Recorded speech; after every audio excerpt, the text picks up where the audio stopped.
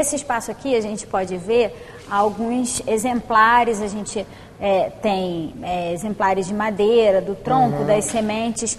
Esse espaço aqui é muito visitado, por exemplo, por uma pessoa comum que vem ao Jardim Botânico e pode conhecer exemplos dessas espécies. Na realidade, como o herbário, ele é um laboratório de taxonomia, um lugar de pesquisa. Então, as visitas ao herbário, elas são agendadas, tá? Não para basta serem a pessoa guiadas. vir ao Jardim Botânico. É diferente de você andar no arboreto, ver a coleção viva, que também é uma coleção científica, né? Claro. Por isso somos um jardim botânico, mas é diferente, é um processo diferente. Mas agendando, a gente recebe escolas, esse acervo todo, grupos de visitantes, e você pode conhecer todo o acervo. O herbário do jardim, ele tem uma característica bem diferente da maioria dos outros herbários do Brasil. O que é? Normalmente, os herbários acondicionam essicatas, essas amostras que eu falei do ramo da planta. O nosso herbário, ele tem uma diversidade de coleção mais ampla, né? A gente tem a carpoteca, aqui, que é a coleção de frutos, a xiloteca, que é de madeira, amostra de DNA, uma parte de sementes, agora atualmente a coleção de etnobotânica. Então o herbário tem todo um conjunto diverso de coleções. Depois do trabalho de campo em 283 pontos diferentes de floresta nativa, as espécies chegam ao herbário, onde passam por um processo delicado e meticuloso, seguindo normas que mais tarde vão facilitar a busca para os pesquisadores ou mesmo para o público em geral. Uma vez coletada a amostra, ela é colocada no jornal. A pessoa que coleta anota todos os dados, quer dizer, onde coletou, qual era a altura, o tamanho daquele indivíduo, como a gente chama.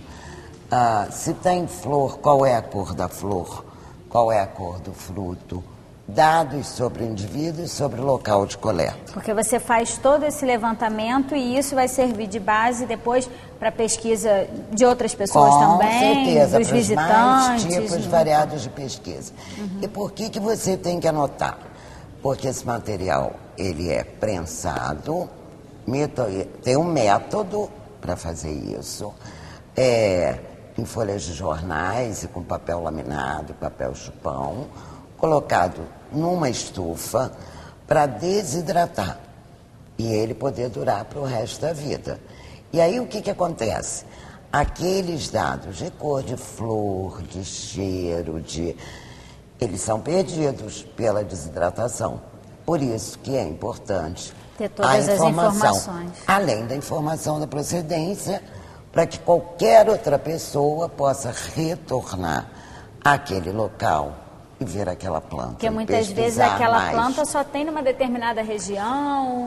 Ainda então tem ela isso, precisa né? ser localizada. Você tem plantas depois, que se distribuem em todos os biomas brasileiros e você tem plantas que são chamadas as plantas endêmicas de uma determinada região, de um bioma ou até de um local do Rio de Janeiro, no Parque Nacional do Itatiaia. Bom, depois que o material sai de lá, ele já seco, pronto para ser montado, ele vem para essa sala aqui que nós chamamos de sala de montagem. Então esse material todo aqui, ele é transportado para essas essicatas aqui, que são compostas de cartolina, que nós chamamos de saia, e essa parte externa que nós chamamos de camisa. Entendeu? Então, a montagem é uma montagem padrão. Ela é feita, dependendo do material, você utiliza costura, quando o material é muito pesado. E quando o material é mais leve, você tem essas fitas adesivas aqui. E você tem uma montagem padrão, que é a etiqueta com as informações que você coleta no campo, geralmente não. Aqui no nosso herbário, elas ficam do lado direito inferior da cartolina. Com tudo que é preciso saber sobre aquela espécie. Tudo que é preciso saber da espécie, iniciando pelo nome da família, o nome da espécie, se tiver um nome vulgar você coloca, quem coletou, a data de coleta, o lugar que coletou, de preferência detalhado, se possível com um georreferenciamento, latitude, longitude, altitude. Uma característica da planta, que geralmente você perde quando seca, eu acho que a doutora Marli já falou sobre isso, e quem coletou. Então você, se você quiser retornar ao local, se você quiser saber quem coletou para pegar mais informações, você tem tudo aqui na etiqueta. Todas as informações. Você tem um saquinho aqui que você coloca fragmentos para não perder, você coloca aqui dentro também para facilitar. Algo que possa se soltar. Exatamente. Por exemplo, se tiver uma florzinha, em vez de você arrancar a flor daqui, como já tem aqui, você observa daqui que é melhor. E isso que a gente está vendo aqui, depois também vai ser fotografado e exatamente. vai ser colocado à disposição num exatamente. arquivo. Ele sai daqui e vai para a parte de informatização. Quer dizer, todos esses dados aqui, eles vão ser informatizados e depois de informatizado, esse material vai para a parte de fotografia. Ou seja, tudo que está aqui você consegue acessar de qualquer lugar do mundo pelo site do Jardim Botânico do Rio. Exatamente. O Zé Fernando, junto com o Marcos, coordenam essa parte do catálogo das espécies, que são todas mapeadas no estado, depois são trazidas para cá, para esse arquivo enorme, né? A gente vê aqui uma infinidade de corredores, tudo já catalogado e conservado aqui, né? Isso, essas plantas representam a fonte primária de informação para a flora do Rio de Janeiro e outras floras do Brasil, né? Então, é uma quantidade muito grande de plantas, como já foi dito, mais de 600 mil. E ele também representa a base para um levantamento primário da diversidade da flora do estado do Rio de Janeiro. E aqui estão separadas até por ordem alfabética, por causa da quantidade, né, de... Elas são organizadas por ordem de família. Dentro de cada família são organizadas por ordem alfabética de gênero. E dentro do gênero, organizados por ordem alfabética da espécie. Então existe toda uma catalogação, né, de organização dessas coleções, né? No catálogo da flora a gente prioriza algumas informações básicas do conhecimento dessa diversidade. Então a gente repassa informações do tipo de vegetação que a espécie é encontrada, das unidades de conservação que elas são encontradas no estado, qual é a distribuição geográfica dessas espécies, se o pesquisador já identifica algum grau de risco de ameaça, então ele pode assinalar, né? E a gente tem também como citar um exemplar que a gente considera como material testemunho de que aquela espécie foi coletada na flora do Rio de Janeiro. E importante, a gente tem um link com a flora do Brasil sobre a mesma espécie, que lá se a espécie ocorre em outros estados além do estado do Rio de Janeiro, né, o usuário pode ter acesso a maiores informações sobre a espécie da flora fluminense.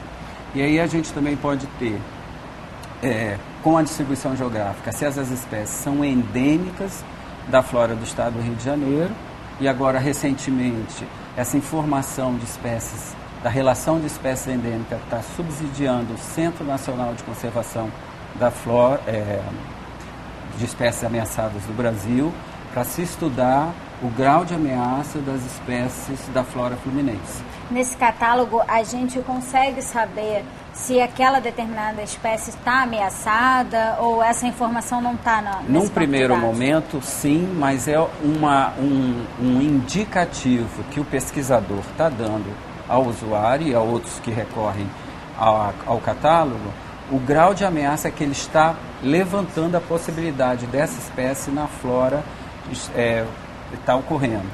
E o Centro Nacional agora vai avaliar a efetividade desse atestado dado pelo pesquisador. Então ele vai confirmar ou atualizar.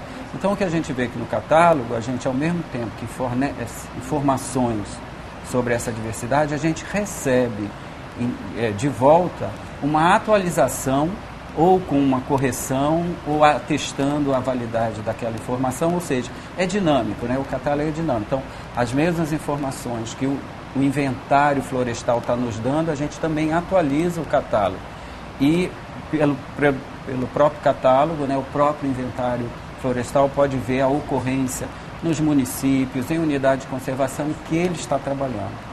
Na verdade é um trabalho conjunto ao longo e dinâmico, da matéria né? toda. É A um gente trabalho pode dinâmico. perceber que existe o trabalho do Jardim Botânico, do herbário, de tudo que é feito aqui, a pesquisa que tem a contribuição da Secretaria do Ambiente, o trabalho dos pesquisadores no campo e depois essa catalogação, tudo isso um alimenta a informação do outro. E né? uma coisa importante é que também para o catálogo não é só uma pesquisa aqui no laboratório. Então a gente teve também uma atividade em campo, que aliás o catálogo teve um patrocínio da FAPERJ, que foi para expedições a áreas prioritárias para coleta, então áreas pouco conhecidas, áreas de difícil acesso, muito pouco visitadas, então a gente teve um patrocínio da FAPERJ, também nos ajudou a comprar armários para ampliar essa coleção, que esse é um tipo de projeto que cada vez mais você amplia a representatividade dessa diversidade, assim como o inventário florestal.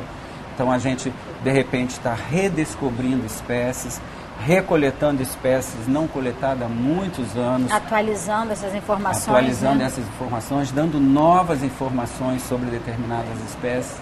Então agora, por exemplo, para o trabalho de espécies endêmicas, ou mesmo para espécies raras, né, a gente confirmar essa ocorrência, porque às vezes o endemismo ele está no Rio de Janeiro, mas em vários pontos. Às vezes é um microendemismo.